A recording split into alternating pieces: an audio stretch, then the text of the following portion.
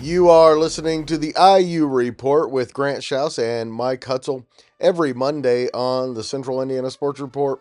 This podcast was recorded late Tuesday, just before the IU Purdue game. You may need that for context. Welcome, IU fans, to a special edition of the IU Report tonight with Grant Shouse and Mike Hutsell. Greg Mengelt here hanging out as well. And Mike, seems like we're starting to close the chapter on the 2025-26 Indiana football season, capped off with a national championship, but the national championship celebration this past Saturday. I'm sure you've seen the clips and watched some of that. It was a cold, cold day down there in Bloomington. Just give your thoughts on kind of what was a little bit of a cringy John Mellencamp performance and how they were able to honor the national champions. I want to start off the show tonight by expressing just an extreme level of disappointment in my co-host. I almost don't even know if I want to have this show with you because I don't know if we're on speaking terms just yet. Did you just really do an entire Purdue Indiana basketball podcast and just get all smoochy with the Purdue guy on the show? Did I listen to that correctly? It was way too nice. Way too nice. I will admit that I sometimes show a little more respect than I should. Fortunately, Jake is one of the few Purdue fans I have encountered that is not a complete jackass, at least not that I know of. And so that makes it a little easier to talk about, but it is totally inexcusable, and I do apologize. I mean, I even was sick and led you with a joke and hey, I can't do it. I don't feel good tonight. And you didn't even mention the resurrection of Braden Smith 3.5 seconds after we all thought he died on the basketball court in a Hank Gathers related incident. You threw me a lob that I didn't even jump to try and go catch. It was just so disappointed, man. So. I've still got a lot to learn. You're not ready. Second round. Good thing there's the second round of this coming next month. You didn't mention how many of the wins they claim came. You didn't mention that their one national title was awarded by a bakery in California. I didn't even know that. I've mentioned it 100 times. 1932, bitches. It's not even a bakery decided who won that, Greg. A year after. Anyway, let's talk about a football schedule. Well, there's a round 2. I'm saving up ammo. That's all right. And after the game, I know that, we'll see what happens in that basketball game. And by the time this comes out, we'll actually probably know the result. Let's talk about a program that won a championship in a sport that wasn't decided by a bakery. Indiana releases its football schedule for the 2026 season. And Mike, this is a lot more similar to, I think, Indiana's 2024 schedule in a way.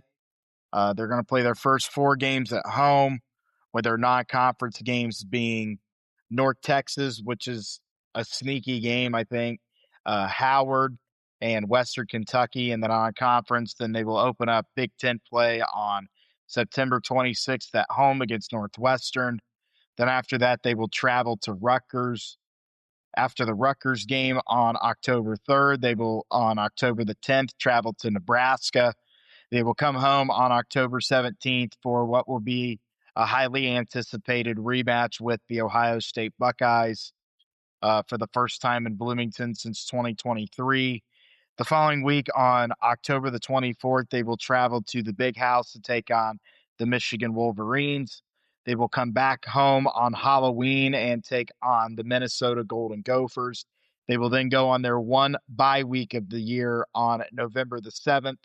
Then they will round out the regular season with USC at home on the 14th. And then they will travel to Washington on November the 21st And then they have what is a weird bye week, which is normally when they play the Old Oaken Bucket game, the last regular season game of the year. Guys, that has to be the most difficult October in the history of IU schedule, I would assume. No, we used to just call that the Big Ten East schedule. It's not anything out of the ordinary. It's just we Good actually point. have a team. We actually have a team that's equipped to play it at this point. They replaced Michigan State with at Nebraska. That's pretty much the difference, but then what Indiana played for all those years between the East and the West. So most anticipated home game in Indiana football history, October the 17th. Don't think there's any question you're going to see an attendance record at IU that day. Road trip to Michigan. Pretty upset that they're not going to have a coach text messaging only fan models before the game at this point. They actually have a real Michigan program again to contend with in the Big Ten, which is upsetting. It was fun to laugh at for a while. And then after you come out of the bye week, you got two tricky games there. USC, it's a traditional powerhouse program. They're going to have maybe the best quarterback in the Big Ten going into the year next year, and Mayava. Lincoln Riley hasn't quite got it all together there for a full season, but they're always talented. They've always got elite receivers, good quarterback play. So that could be a tough one. And then anytime you have to go out to anywhere on the West Coast, in particularly Washington, that Pacific Northwest run, Washington, Oregon, is never a game where you can just be like, yeah, that'll be easy. I don't anticipate that being simple by any stretch. I think that's going to be a low-key good game. So it's not the toughest schedule I think you can get out of the Big Ten, but it's also definitely not going to be a cakewalk whatsoever. And you mentioned the non-con games even. North Texas, they lost their coach. They lost Messmaker. They're going to have Taven Jackson at quarterback in that game. So we don't really know a lot about them, but that's been a good program over the last few years. And as has Western Kentucky, a team that I think Indiana should struggle with by any stretch, but that's a perennial mid-major bowl team that does very well in its conference. Again, people want to talk about Indiana's non-conference schedule and, oh, you guys are playing North Texas and Western Kentucky. Do you underestimate how good the Howard Bison are? I know that I have been on that campus in Washington, D.C. before, and I can tell you that I know their most notable Howard. alum. I know their most notable alum. Yeah, I do too. It's Kamala, right? Yeah. Yes. Okay. Yes. So, yeah. That's our Howard Bison preview. Greg, if you want to go ahead and store that one up, but that's definitely the most well known of recent memory. Now, Mike, do you think this is the toughest schedules that Indiana's played so far in Kurt Cignetti's tenure? That's a very good question. I was thinking about that before the show. How does this year's schedule and next year's schedule line up side by side? Because if you remember when we looked at the preseason schedule at the beginning of the year last year, we said this is a 9-win schedule possibly. Their over-under was 8.5. So there was people picking Indiana to go 8-4 going into last year. You had a top 10 team in the preseason in Illinois coming here. Then you had the tough stretch of road games. All of Indiana's toughest games this year, I felt like, were road games. That's not necessarily the case next year. I feel like 2 of the 3 toughest games they play next year are probably home games. They're going to have Ohio State at home, and they're going to have USC at home. Well, this year was at Iowa, at Oregon, at Penn State. So I feel like the home schedule is much more favorable this year next year compared to this year's. But the overall quality of the teams, I think, will be higher next year because I do anticipate a top 5 team in Ohio State. I do anticipate a potential top 10 Michigan team. if Kyle Whittingham does what I think he's capable of doing there. They got Underwood back, and there's always going to be talent going into Michigan. It's Michigan. And then USC, that's a team that I think you're going to see in the preseason mentioned as a college football playoff contender. So you've got three teams that, along with Indiana in the Big Ten, are realistic CFP teams on this schedule. So it's tough to say it's harder next year than it was this year, but at the same time, there may be more high quality opponents on next year's schedule. And I think you're potentially looking at going into that game against Ohio State, hopefully 6-0. I don't want to call it a cakewalk. That kind of looks like what it is on paper, though, especially when your first two Big Ten games are at home against Northwestern and on the road at Rutgers. And then you go to Nebraska, which, at the start of the year, you always want Nebraska, or you always think Nebraska is going to be good. And then you get to when you play them in the middle of October, they're not what we made them up to be in August. So you're potentially looking at 6-0 going into Ohio State, which, looking at Ohio State's schedule, I don't have it in front of me, but I know that they play Iowa in that first stretch. They play Illinois. I don't think Illinois is going to be as good as they were supposed to be going into this past year. And they play Texas to start. So there's a potential for Ohio State to have one loss, maybe two if Iowa got them, because I believe that game is at Iowa. I think Ohio State will probably, at the worst, have one loss going into the game with Indiana.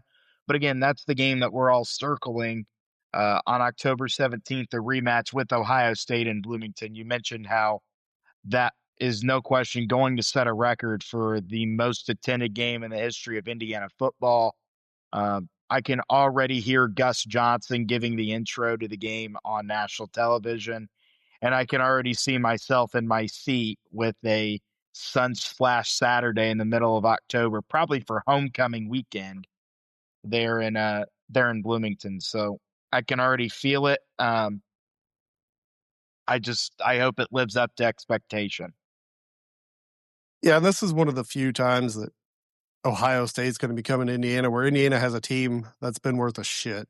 Ohio State, the joke was always, we've talked about it before, Ohio State was, let's get the Buckeyes in there. It's the closest shade of red that we have. Let's get our full stadium photo for the calendar for the next 2 years.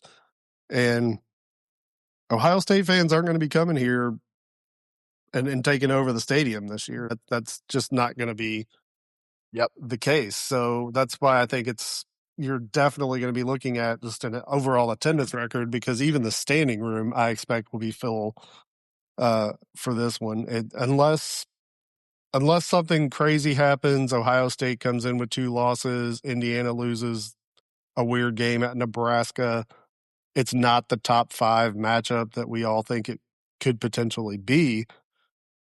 But this is still the first time Indiana fans have ever hosted Ohio State in 40 years, where we feel like, oh yeah, we got them this time. Bring them on. I hope so. And again, there's a lot on the line there. Again, the national spotlight is going to be on that game in Bloomington for, you're potentially looking at College game day. I don't know the SEC schedule, so I don't know if like Alabama's playing like LSU or Georgia that week or something, but you could potentially be looking at College game day for that game. It's just Big one noon. of those games. But you're probably looking at big noon kickoff there with Urban and the crew outside the stadium. Bloomington's going to be buzzing that day. I'm already hearing that they're already wanting to stock up on alcohol and all that over at the Bloomington Walmart, which will be interesting. And the 10 big red liquor stores they have in town, we'll probably see a surge in sales that weekend as well. So there's again, Grant's we're already going to got his spot staked off. You already got your spot staked off for that tailgate you throw at the Walmart every week when you're in town. So yeah, we're going to be talking about this matchup all season long. And yeah, I can't wait to get out there and tailgate at the Bloomington Walmart. Mr. and Miss Lobster expecting record profits that weekend over at the Red Oh, Lobster. Can't wait. yeah, yeah, that'd probably be a big weekend for him. You would think. Man, what's the over under on a hotel at the Graduate that weekend? 800 a Oh night? man, I was gonna say 500, but 800 would be some. Yeah, I wouldn't be shocked. It's not gonna be. If it's that game and homecoming on top of it, You can with the forget it. extra alumni in for homecoming, you're not staying anywhere. You're in $200 range from Columbus in at that point. Yeah, You better be yeah. I was staying at gonna the say. Econo Lodge in Seymour. Yeah, I was gonna say you're probably staying south side of Indy. You're not messing with even getting to Martinsville for a cheaper room. So you mentioned how the Ohio State fans are not going to be able to take over that game. It's not like that they're not going to be there. That big nut guy or whatever, that guy you see on TV, his ass is still going to be there. So Oh, he's going to be there. He gets in. I think he gets athletic department tickets, honestly. probably. The good thing about Ohio State fans, don't forget, though, Grant, is a lot of them just drive their houses to the game. So What do you mean by that? their living rooms are like trailers. You could just, I pull up understand now. camp, hit the case. Okay. I understand now. They're bringing in the cousin Okay. Eddie mobile. Right. Okay. Exactly. Yeah. Okay. Now, Mike, let me ask you a question. And I know we're talking in January. The season actually starts later than it usually would, where uh, and that's the way and that's why the schedule falls the way it does, because Labor Day is a few days later than it has been the last few seasons. Will you be at a majority, if not all, of these home games coming up in the fall? I know I'll it's a long ways certainly. away. Well, it's a long way out. The big thing for me next year is I'm going to be moving to JV football for my son next Oh, year. And if they're playing on Saturday morning, it's going to be hard to get to a lot of games. But if they play on Mondays, which they did this past year, then I'll probably be able to do a lot more. So it's going to okay. kind of depend on what the schedule looks like there. I anticipate at least 3. If I set it over under a 3.5, I might go under. But also ticket prices are going to be probably a lot crazier this year. Thoughts Tickets on are. season tickets? Maybe the mini. If they offer the mini pass again this year, I might do that. I'm not going to do the full season ticket because I can't commit to that many dates. My dad and I are gonna sit down and have a conversation about that soon, because demands for season tickets are higher than they ever have been. Demands for season tickets are higher than they ever have been. So we'll Is just it have to is see. it a little bit weird to you, Grant? It was great being in Atlanta. It was awesome. That was just like Indiana, and you're not from Louisville, so this doesn't make as much sense, but Greg may understand it. The Peach Bowl felt more like the Kentucky Oaks or Thurby, which is kind of like the locals' day to actually go to the event, rather as the national championship was the Derby itself. And that's where like the big wigs and the rich people will have to go. And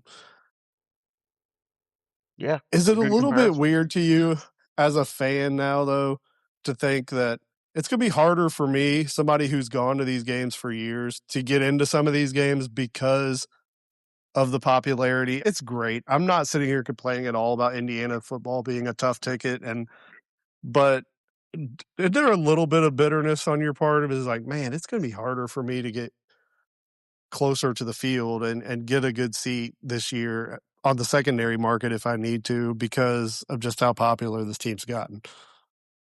Yeah, it's. I don't want to say it's frustrating, because again, it's not. You'll definitely take this trade off for them to be good.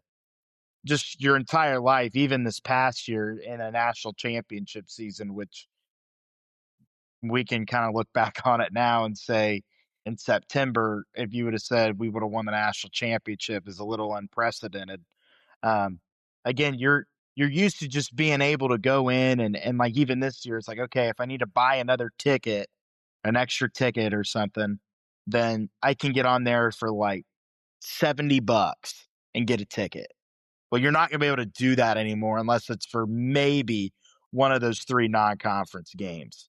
Right. We all remember the days where you could buy the cheapest ticket possible and then just go sit wherever you want in the stadium. You can go up and sit right up by the press box at the 50-yard line. Nobody was sitting there. Right. You could sit wherever you wanted, no matter what time of day or who they were playing, unless it was, like Ohio State was one of the only exceptions. Someone where, especially local teams like Michigan, Ohio State, Michigan State are bringing a lot of people that may have been a little tougher at the time. But my dad and I have talked that we may not get the same seats that we had this year. We're just going to try and get them just where we can get them.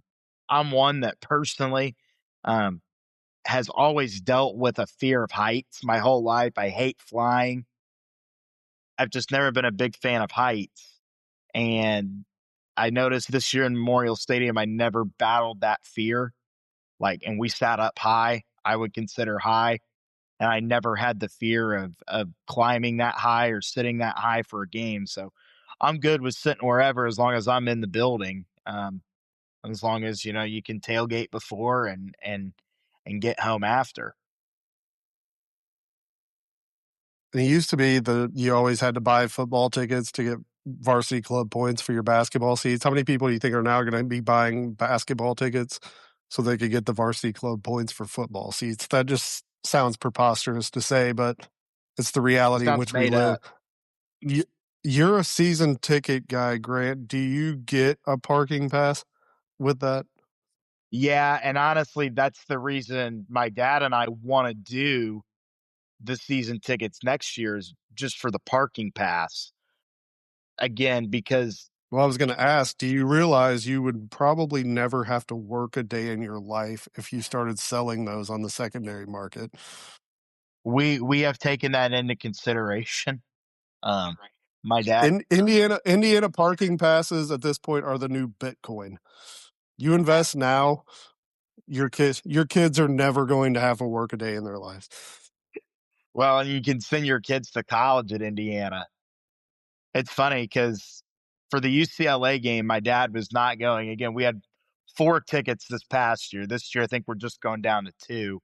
We had 4 tickets last year. My dad took 2 tickets and sold them to these 2 people he knew and who were coming back from Florida.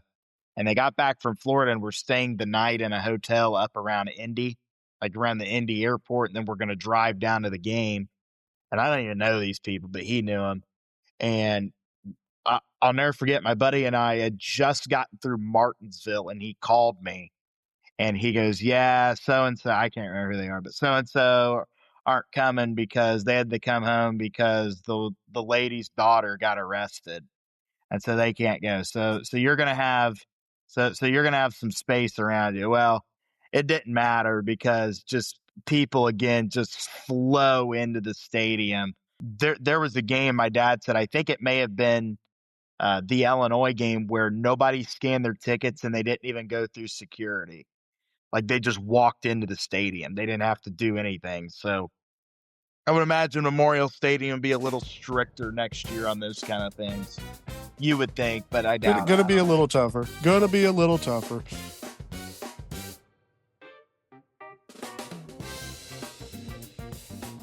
Mike, I'm curious, with the game being on Peacock, John Fanta on the play-by-play, who is a character in and of himself. Are you a fan of Robbie Hummel calling games? I don't dislike Robbie Hummel calling games. I just like Robbie Hummel calling every effing game that I seem to watch. It's like, what this guy does. It's so true. I can't, like, if I go to watch my son's 8th grade game, for some reason Robbie Hummel's there doing the color commentary. I don't I mean, like, he's good. He's really good, but it's like you can't turn. He's inevitable. He's Thanos, man. You I've are never not thought going he to was turn your good. television on. You are not going to the freaking Nathan's hot dog eating contest and Robbie Hummel's on the color. Lingerie football. True. Guess who the color guy is? Robbie Hummel. And that's all over the NBA. Crazy.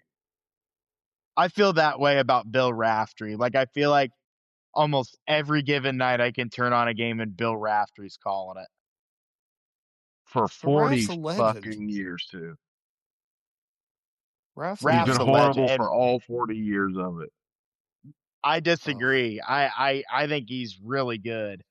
For as old as he is and as sharp as he is, I think he's really good. Mm. If there's ever an island to stand on, Greg will find it, and this is his latest. Is Bill Raftery is not good. He's Well, my annoying island to fucking stand game. on is I don't think Robbie Hummel's any good. Like I said, he's inevitable. He's just everywhere. You can't not see Robbie Hummel do a game. And now, I'll if I tell wanted to you, right now, I could watch the worst of the worst right now. I could turn on SEC Network and catch Jimmy Dykes on the call tonight for UK. oh boy, don't do that. At least Now Jimmy I Dykes can is tell you who was inevitable. a terrible color commentator back in the day was Billy Packer. Oh, well, I mean, Brutal. Billy I thought you were going Packer with Ted hated Kitchell. Indiana. No, well, yeah, but Billy Packer was awful and hated Indiana. Absolutely He did. hated I. But I think he admitted to it at least. Maybe. And Mike, have you finally come to the conclusion that Gus Johnson is a clown? Gus Johnson was great at first, but he jumped the shark about 6 years ago. Okay. All right. I thought you'd get I agree. because we used to have that Now, debate, and yeah. Now, I will say this about Gus Johnson, especially with this past football season. Like, Gus Johnson will have so many memorable moments in our hearts as IU football fans because he called the Omar Cooper touchdown. He called the Big Ten championship game. Because he orgasms into a microphone. We'll always remember Gus Johnson for those kind of things. I mean, I guess that's just how I am because I call games and everything. But I always remember who was calling the game for a team I was watching, and it was a big game. I always remember who was on the call. For me, unfortunately, during that entire Colts run, it was Phil Simms. Oh, terrible! Every one of those calls was Phil Simms. All right, here's one last litmus test.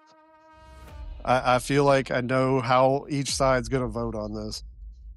What does everybody think of McAfee? Love him. I don't listen to him. I'm not really into the shtick. I personally think he's a pretty cool guy, though, and he's genuine. I'm just not into that. I'll say this: I don't You? watch his show. I don't watch his show as much. I love him on game day because he's kind of taken that. I hate to say this, but he's kind of taken on what Lee Corso was on college game day back when it really first got ramped up. He's kind of taken that crazy approach. He's really good for what he is. I'll say that. Yeah, I don't have a problem with him. I think he's just ESPN's version of a Barstool sports employee, just that works at ESPN. I mean, and him and his boys are all the same. But a good one. Good one. Most of those guys aren't good. Pat McAfee is. Yes. Mike, you're a fan? I'm a huge McAfee guy. I don't think that's probably gonna surprise people. I just think he's brings an entertainment value.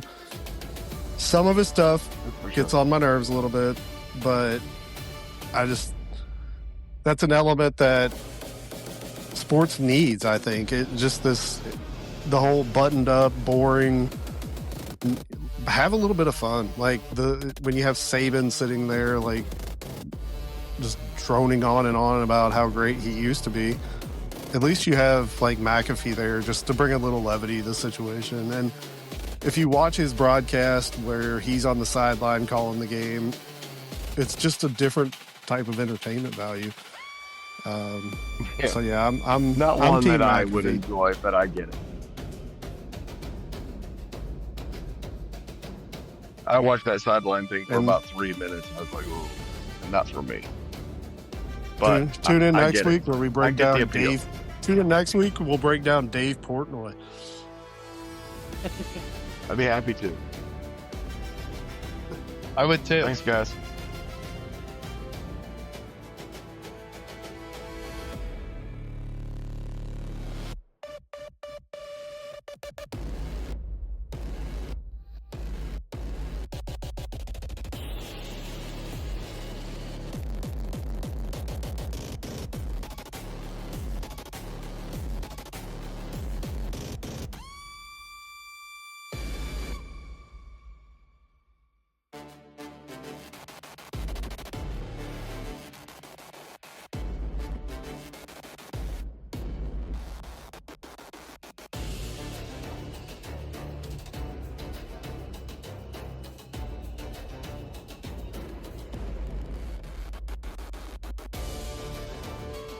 The Central Indiana Sports Report is a product of ITG Media, and I love Susie.